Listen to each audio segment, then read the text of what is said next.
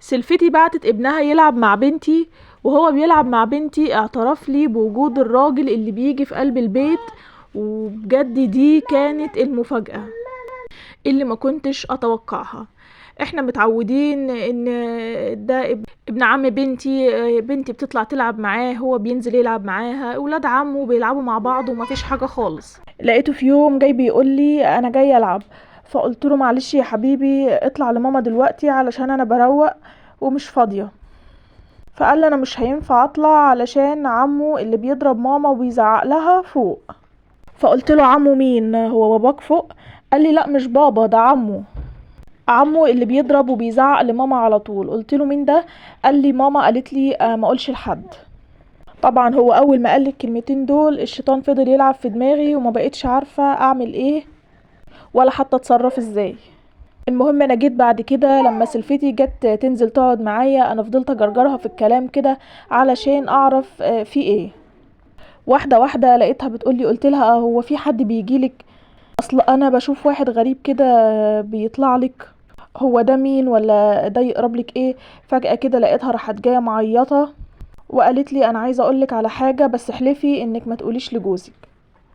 قلت لها قولي وسرك في بير. قالت لي انا ليا اخ سوابق وكان في السجن، وهو كان في السجن انا جوزي ما يعرفش عنه حاجه، وعلشان لو كان عرف هو مش كان هيرضى يتجوزني.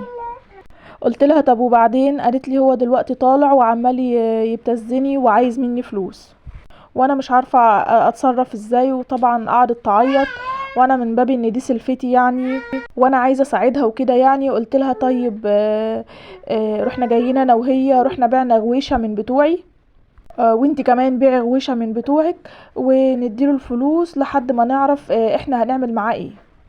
وفعلا نزلنا انا وهي ورحنا بعنا الذهب، وقلنا واحنا ماشيين في الشارع ان في حرامي طلع علينا وسرق الذهب اللي احنا كنا لابسينه واحنا ماشيين في الشارع. وخلاص الموضوع عدى على كده. بس اللي حصل بعد كده بقى هي دي الكارثة كلها، لان اكتشفت بعد كده ان الراجل ان اللي هي بتقول عليه اخوها بيتصل بيا وبيهددني ان هو عايز فلوس، يا اما هيقول لجوزي ان احنا بعنا الغوايش، وكمان انا معايا صور ليكي وانتي بتديني الفلوس. انا بصراحة ساعتها اتصدمت ومش كنت عارفة اعمل ايه، فقلت انا هقول لجوزي علشان نتصرف يعني ونشوف احنا هنعمل ايه. اتصدمت بقى الصدمة الاكبر ان ده اصلا مش اخو سلفتي، ولا سلفتي اساسا ليها اخوات. ده بقى اللي انا عرفته بعد ما اكتشفت بقى ان ده مش اخو سلفتي، وان هي كانت عاملة عليا نصبايا علشان تاخد مني فلوس. رحت بقى قلت لجوزي، وجوزي بقى رد عليا وبيقول لي انتي هبلة، انتي عبيطة، انتي ازاي تتصرفي كده من غير ما تقوليلي وترجعي لي؟ انتي ازاي تعملي كده من ورايا؟ ده مش اخوها، واستني برضو وانا هثبتلك. راح جاي منادي اخوه، راح جاي حكيله بقى على كل اللي حصل.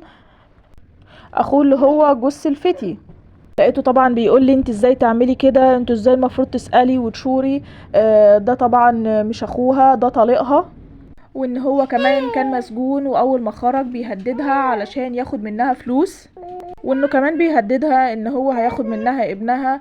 فعلشان كده هي ضحكت عليا وعملت عليا موضوع ان هو اخوها دون علشان تاخد مني فلوس وتديها له. لان سيلفي لما اتجوزها ما قالش لحد خالص ان هي كانت متجوزة قبل كده، ما كانش عايز يعرفنا علشان لو حد عرف يعني مش تقل من نظرهم، وكمان علشان هو مش كان عايز حد يرفض الجوازة دي. المهم جيت قلت له انا كنت بعمل كده بحسن نية، وكنت بعمل كده كمان علشان كنت عايزة اساعدها لانها كانت صعبانة عليا. المهم دلوقتي ان سيلفي ده راح يتخانق مع سلفتي، واتخانقوا خناقة كبيرة جدا، وهي سابت البيت وراحت عند اهلها. المهم يعني ان لما الناس اتدخلت وكده هو خلاص راح رضاها وخلاص، وكمان اتفقوا ان هما هيروحوا لطليقها دون ويهددوه ان هو لما بطلش يعمل اللي هو بيعمله ده ويبعد عنها ان هما هيدخلوه السجن تاني.